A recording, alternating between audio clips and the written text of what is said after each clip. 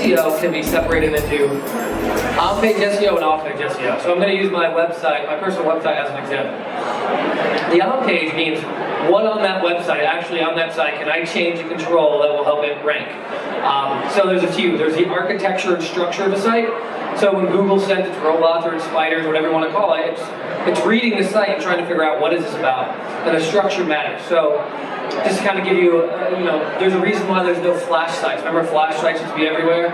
It's because no matter what's on it, it can be the most relevant site about you, would never rank because search engines like Google can't read flash.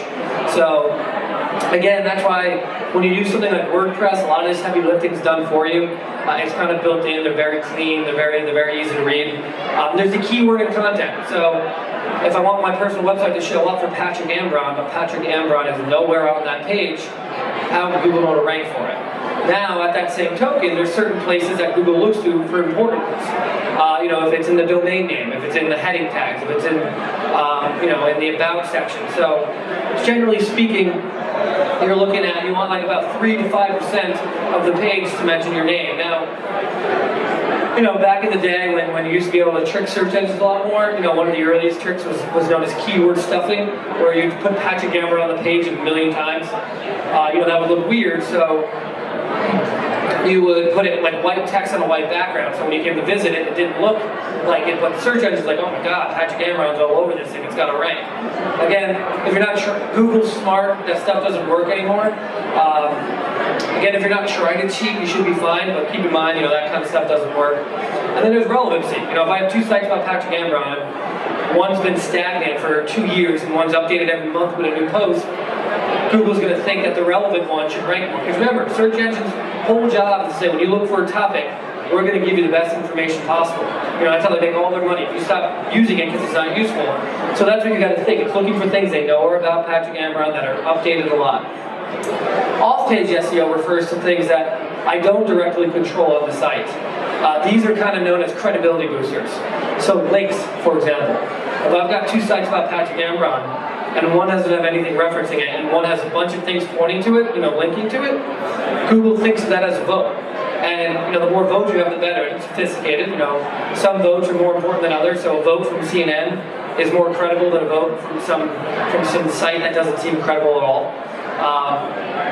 Again, when you used to be able to trick search engines more, what you would do is there's whole networks of directories and blog networks set up solely for the purpose of just trying to build links and trick Google into thinking it had more authority than it actually did. This was kind of for years the ongoing battle between people who were doing SEO and the search engine, specifically Google. Eventually Google came out a few years ago and said, if you have bad links to your site and they're stupid, they're not meaningful links, we're not going to count them. But it didn't really matter because you could always pop up, you could always build another network before it got put on the blacklist, and it was just a numbers game. Until very recently, Google basically said, hey, if you have bad links, not only will they not count, they're going to hurt you. And that kind of really changed things because there's all stories. I remember there was a story about how JCPenney lost so much money on the Christmas times. They lost all their rankings for doing a lot of stuff like that. There was big news about Rap Genius got de-indexed for a long time, which is a lyric site. But anyhow, if you're not trying to cheat, I'll show you how to build good links, you're going to be fine. Social sharing, similar. If a lot of people are sharing your stuff, that's a signal to a search engine that it's probably pretty credible and it should have some authority to it. Alright, so next slide. Alright, so how do you apply these principles to the properties that you've built? One, get your domain name. And I cannot emphasize, if you walk away with no other useful piece of information today, please buy your domain. Does everyone here have their domain name? Excellent. Anybody not? Go get it. It's like 10, 12 bucks a year. You get it at Hover or GoDaddy. They have a lot of authority. Like I said, the keywords matter. So patrickambron.com. That's going to rank well. And I'll get into why this, even if you don't plan on using it right away, which you all should because you're all going to build a personal website and then you can apply the domain to it. But even if you aren't, it's real estate. Okay, we see every single sometimes I feel like a cop or a doctor only sees bad things all the time, but this does happen all the time. I used those examples before. You piss someone off, an ex-boyfriend, an ex-girlfriend, an ex-employee, and they're a little bit savvy. The first thing they do is they buy PatrickAmbron.com, and that will rank, and they will fill that with whatever they want, and it's really hard to beat. So just protection, it's real estate. Don't let someone else get it. A few things, just a little bit of a more nuanced tips. Patrick, .com, .net, .orgs, they're generally the best ranking. I mean, the best rankings are actually .edus and .govs. They hold the most weight. That's because not everyone can go and get them. But I would stick with .com, .net, .org, not any of the newer ones for now. Now, if your name's taken, let's say PatrickAmbron.com is taken, or PatrickAmbron.org, and they're all taken, it's still better to keep your name together. So PatrickAmbronWebDesign.com, PatrickAmbronNewYorkCity.com, PatrickAmbronBlog.com is better than trying to, Pat Ambron or PCAmbron.com. Again, Google's smart. It's not like it could never rank. If you can keep the name together, that does make a difference. Like I said, get it at hover.com and make sure you get it. You don't have to be extreme. I've had people come back from one of our presentations and email me and say, oh, I bought 200 variations of my domain name. And again, you don't have to go that crazy, but it is good to have it because it will rank. You're going to want that, on your first page of Google. Structure your site well.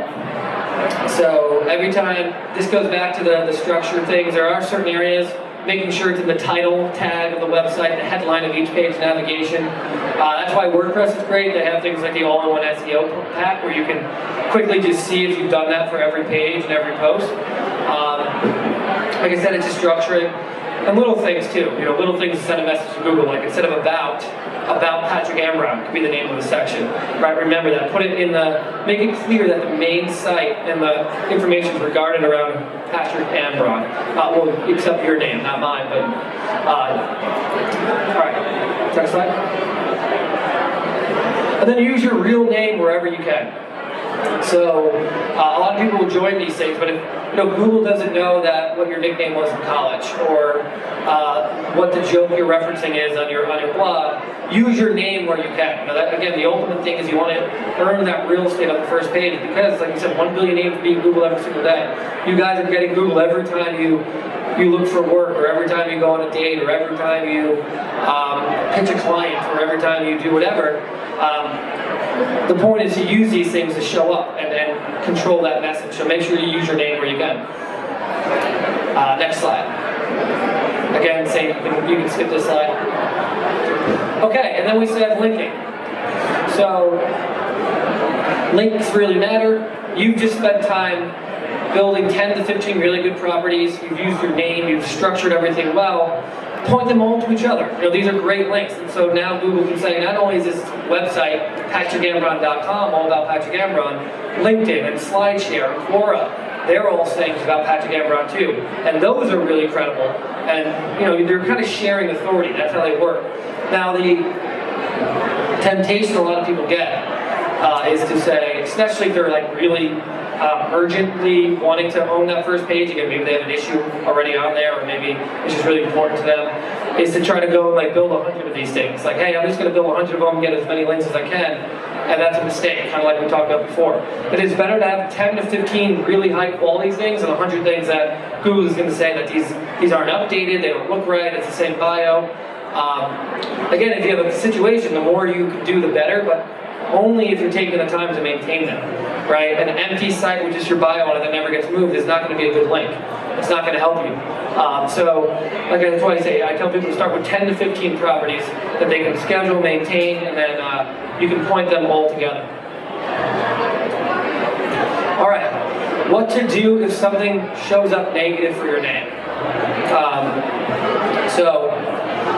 Like I said, you should be doing this anyways. Even if you have nothing negative, building these 10 to 15 properties is going to protect you should this happen. But let's say you're already in this position.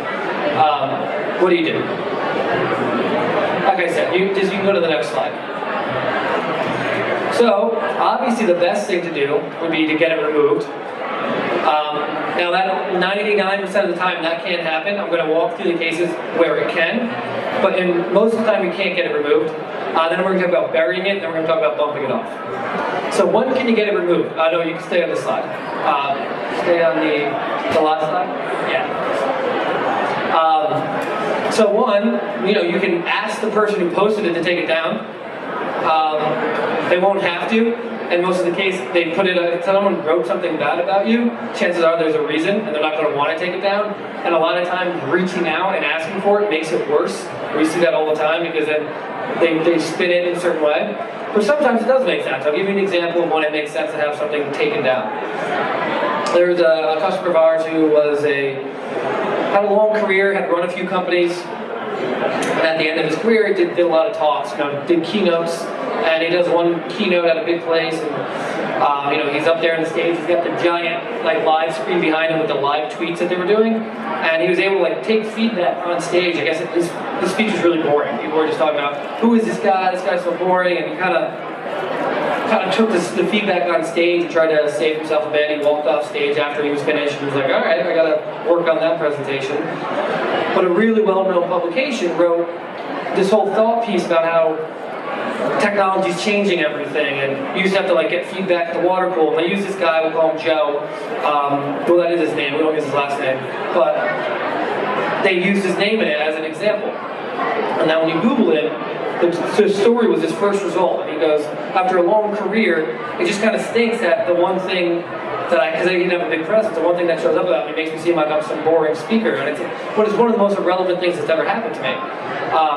In that case, we will reach out to the author and just say, would you be willing to truncate his name, not use his full name, because he has nothing to do with the merits of the story. The worst thing this guy does is a bit boring. And the author was like, oh yeah, that makes complete sense, I hadn't thought about it. And they changed the article around so it didn't include his full name because it wasn't important to the point of the story. So that's an example when you can just get something removed if you ask the author. Very rarely are you in a position like that. Usually it's something a little more vindictive, in which case you're probably not going to have quite as much luck. Another thing you can do is file a claim with Google. Have Google de-index it. What that means is, for example, one of the things we deal with all the time is, are you guys familiar with revenge porn? Revenge porn is tragic, and the laws don't really keep up with, but basically it's an extreme version of, you broke up with me, I'm mad, so now I'm going to post photos of you or videos that were never meant for anyone else all over the web. You can imagine how devastating that is. A DMCA takedown is copyrighted material. Google doesn't want to index copyrighted material. So for example, with revenge porn, most of the time, if you took the photo yourself, you have that copyright, you can show it. You can Google DMCA takedown, you can file things, and if Google will de-index it if it is indeed copyrighted. A few things to keep in mind. Google doesn't have to do this. In fact, the law says they don't. It's their terms of service. They choose to. They can change it at any time. In fact, I don't believe Bing even lets you do it. So this is not a legal thing. Google just allows you to de-index copyrighted material, although it does not have to. The other same thing with defamation. If there's defamatory content, if you get a court order, what you get is, that means you went through a court and proved something was defamatory about you, which is not an easy thing to do. It's one of the hardest things to prove in court. Google will then let you file a thing where they'll de-index it as well. Again, they don't have to. In fact, they legally aren't required to. They just choose to. That can change at any time. But in those two cases, if there's copyrighted material on it, you can get it taken down, or if it's defamatory and you've proven it. Sometimes we try to get a bit cute, like in these places and message boards where someone might be trashing you. Sometimes you can upload a comment and put the copyrighted material in the comment and then show there's copyrighted material on the page and get the whole page taken down. It doesn't always work, but you got the idea. The EU ruling. The European Union came up with a thing called right to be forgotten recently, which is basically saying search engines like Google, you have to have a process to eventually get things removed, because this is following people forever. The right to be forgotten. People should be allowed to request things to be removed. It was a very controversial law, really hard to enforce. Some have already overturned it. A few things to know about it. Because think about it, the hazy line. What is the right to be forgotten versus public right to know? The politician who misbehaved, the criminal who did his time, the small business who maybe gave someone a bad experience. When is it crossed into the line of right to be forgotten versus the right as the public to know. So a couple things. One, it's a very interesting process. Every country has to have its own manual kind of board who decides these things. Less than half actually decide to get approved to get removed, and it's a very subjective process, which is strange. Number two, it only applies to European properties. So for example, let's say you have a bad result on google.co.uk and they decide it gets taken down. If you still go to google.com, that'll still show up, whatever it was. That doesn't have to be removed from google.com, just the specific European subsidy. It's very unlikely this would ever make it to the US, but if anything, it just shows, like, as we live our whole lives online, this is just becoming a major type of problem. You know, people are just saying, my Google results are really affecting my life. All right, the second step, second option you have is to bury it. So maybe you can't get it removed. So you've got this bad article about you or this bad post. That's the process we were just talking about. You want to bury it off the first page. Now the old joke goes, where do you hide a dead body? The third page of Google, because nobody goes there. And 94% of people don't leave the first page. So your idea is to push it off the first page, because that way, even if someone does go and find it and finds that 7 years ago you got handcuffed for punching someone at a bar, if it's not your first result, if I just went through all this other stuff that shows you won awards at work and you thought about this, it just still shapes that impression much better. That's your goal, to kind of push it down and balance it with more relevant stuff. So that's the process we talked about, where you need a personal website, you need a bunch of properties. In this case, when we have people with really difficult issues, you know, it's that same concept, just on steroids, right? You're building several different personal websites. One about their profession, one about their philanthropy, one about their local thing. You're building properties for each of those.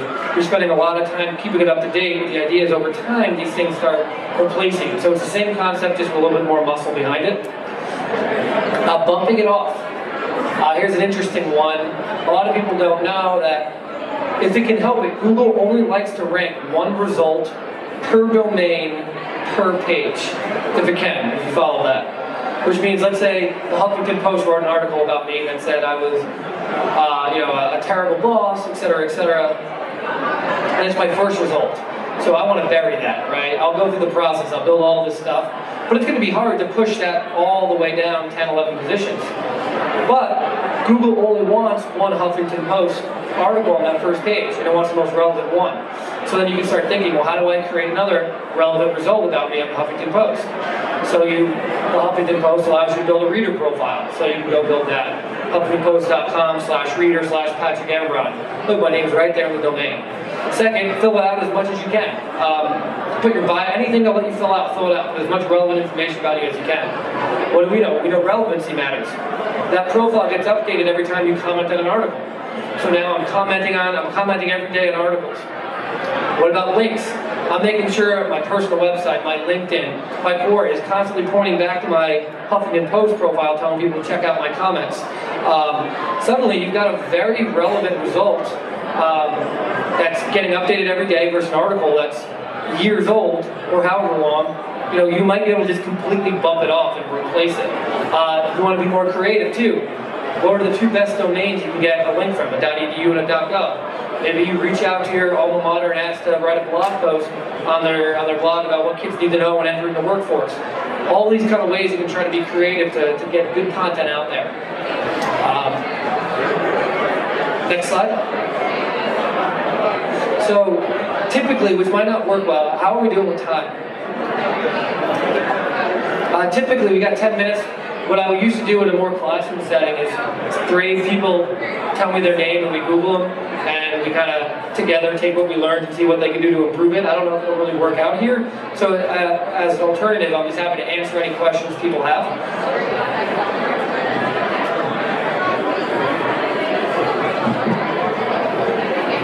Hi, my name's Suzanne. You guys hear me?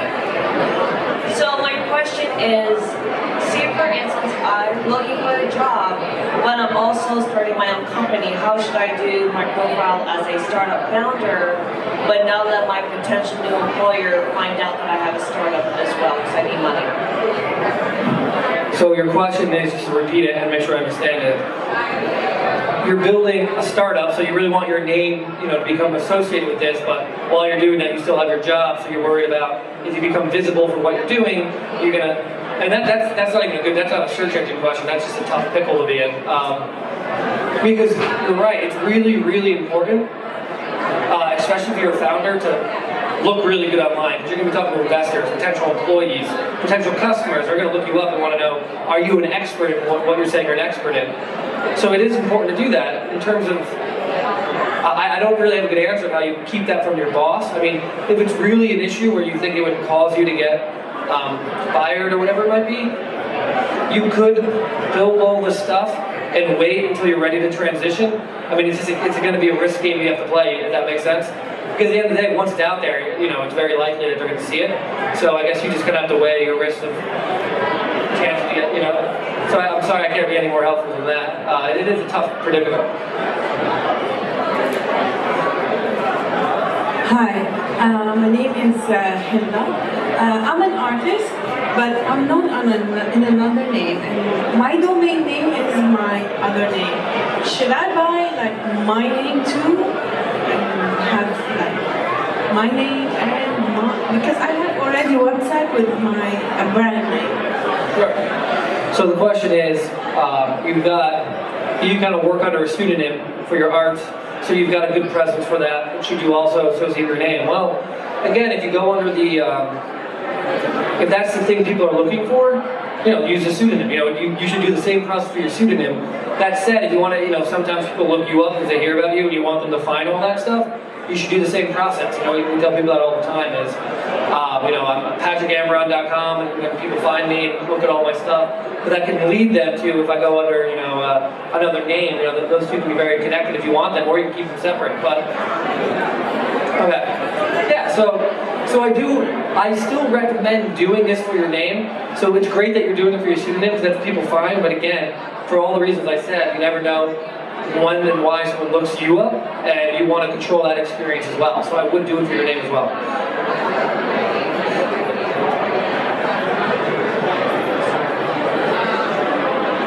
So, in terms of linking content together, how do you do that? Like, do you just literally put a link to the other site? Is there a good way to do that, or just talk? So the question is, how do you, when you're linking all your stuff together, actually how do you do it? So, depending on the property, right? Like most profiles, like LinkedIn and stuff, has a place where you can point to, like Twitter, for example, has that. So. There's usually a place where you just put a link to. Here's my personal website link. One thing to do is that helps a bit is if the anchor text, if you can control that, the anchor text refers to, you're going to insert a hyperlink, and it's what the actual link says. So it might say Patrick Ambron, and that's the thing in blue with the underline, and it links to www. If you can keep the anchor text to your name, that's great. Although some of them won't let you do that, they'll just let you link, but yeah. So a lot of these profiles have a predetermined space where you can link it. On your personal website, you can just kind of have a contact page. Say, hey, you want to contact me on Twitter? Patrick Ambron on WordPress, Patrick Ambron on wherever. So yeah, just a hyperlink. Hi, it sounds like you highly recommend a personal page rather than a Facebook fan or business page. Are you asking if I recommend a Well, remember, I'm coming at this from a very specific angle right now, which is, I'm not talking about the merits of market saying, this is just to make sure that when you get looked up, what will show up high in Google. So, if you have a business, both are a good idea. Even if these things aren't necessarily going to be big active, they're a good property you can maintain. So I'd recommend having both.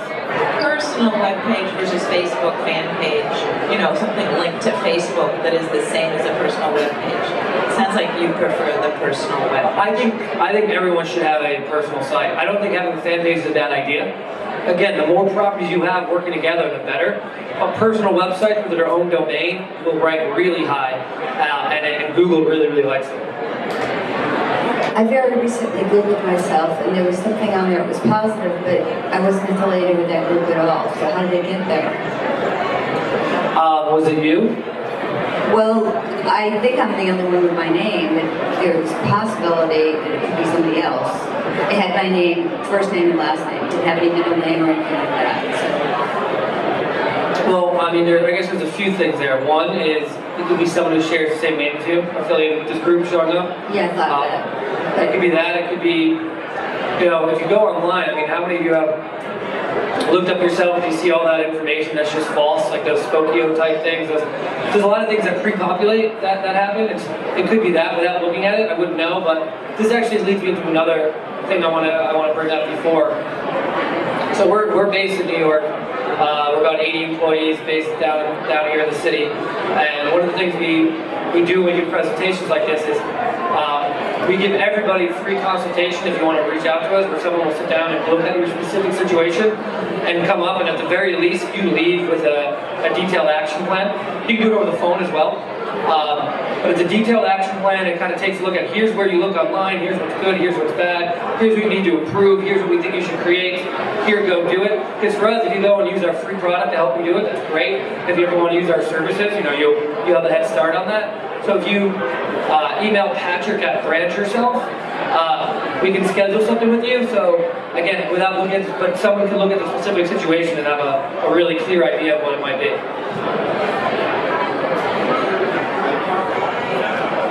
What if you have a very common name, like a very popular name? Yeah. So what if you have a common name? Like let's say your name is John Smith. So a couple things. Remember, the goal of this is to make sure you're visible and you don't have bad stuff. You have good stuff when someone's looking for you. So again, if I go to John Smith and I Google you and I find, you know, the guy who married Pocahontas or whatever, I'm going to know that's not you. But, you know, I'll probably do other things. Like look up John Smith web design, John Smith New York City, and you know, that stuff will start. So by doing this process, you are making yourself more visible. If it's really important for you because you think you're becoming a lot of people will sometimes change your name on the resume and stuff. So instead of Robert Sherman, you become RJ Sherman because it's a little bit less common. But even so, as long as you have good content out there, people will, you know, figure out how to find you. It's like John Smith, BrandYourself. That's where you work. So as long as you're creating content, you're still going to become more visible than you were. So I have a friend who I'm working with who had worked with teenagers on a consulting project. And these were teenagers who decided to bully her. And bully her online. And wrote a bunch of untrue things on Glassdoor. Glassdoor, which is really hard to change because it's a website with reviews. How can someone like me, I'm working with her and I'm finding she's really great. She just had this unfortunate incident with these bullying teenagers. How can I help her restore her reputation? That's a good question, and it's kind of what this is someone who's been cyberbullied. Essentially, what I was getting at, Glassdoor is a good example. Without going into a whole kind of philosophical thought is, a lot of these things that allow you to review things anonymously, almost 9 times out of 10 become a haven for vindictiveness, because you know, people, that's an easy way to say negative things, and when you, it's very rare to, oh, I felt so good about my experience, I'm going to go online and write about it. That doesn't happen as much. The answer is, unfortunately, I mean, depending on if it's Glassdoor, there's probably little. Her best bet is to try to bury it, again, just push it down in the same process. This is what, again, I'm happy to do a consultation. This is what our company does every single day. So we've seen, we actually partner with something called the Cyber Civil Rights Coalition, where sometimes we do pro bono work if people can't afford it, but they're in a situation of being really kind of bullied. Again, I have to look at the situation, but yeah, I mean, this is an unfortunate reality. This is something we see every single day, and it's, as you probably learned, it really can affect your life.